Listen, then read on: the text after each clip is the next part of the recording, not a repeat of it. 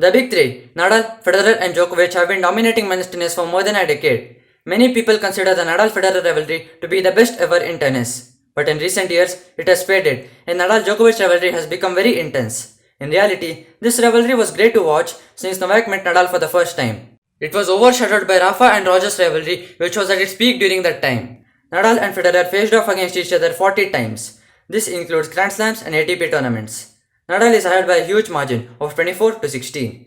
Djokovic and Federer battled 50 matches against each other and Novak leads with a comfortable margin of 27 to 23. This doesn't mean that Roger was not on their level, but it's just that he wasn't a part of a rivalry as good as Nadal versus Djokovic. These two players faced off 16 times in Grand Slams.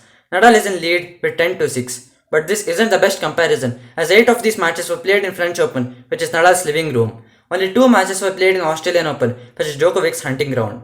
If we consider even ATP titles, they have faced off 57 times. Novak won 29 with a win percentage of 50.9% and Rafa won 28 with a win percentage of 49.1%.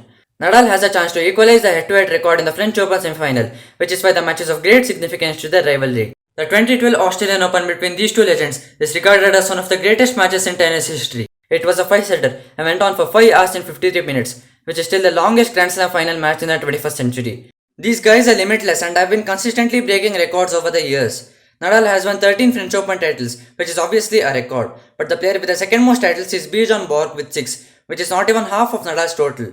He has a win-loss record of 105 to 2 with a win percentage of 98.13. He recently broke the record for the most wins in a single Grand Slam, which was previously held by Federer with 102 wins in Australian Open. He is the first player to win more than 10 Grand Slams on a single surface in men's tennis. He is also only the second male player to win the Golden Slam, that is winning all 4 Grand Slams and an Olympic gold at least once, the first being Andre Agassi. He has won 20 Grand Slam titles, which is joint most with Federer in men's tennis. Novak has won 9 Australian Open titles and is on the way to become only the second male player to win 10 Grand Slams on a surface. He has a win-loss record of 82 to 8 with a win percentage of 91.11.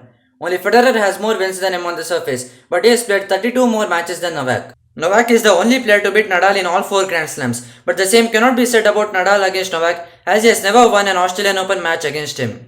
As of now, Djokovic has won 18 Grand Slams, which is 2 less than Nadal and Federer. But he is a year younger than Rafa and 5 years younger than Roger, so he can catch up.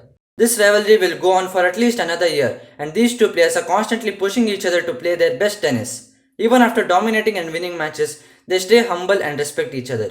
This was all about Nadal vs Djokovic, the greatest rivalry in tennis history. This week's shoutout is Prabhanjan BK. The correct answer for my last week's question was Tom Latham. If you want to be next week's shoutout, here's the question for the day.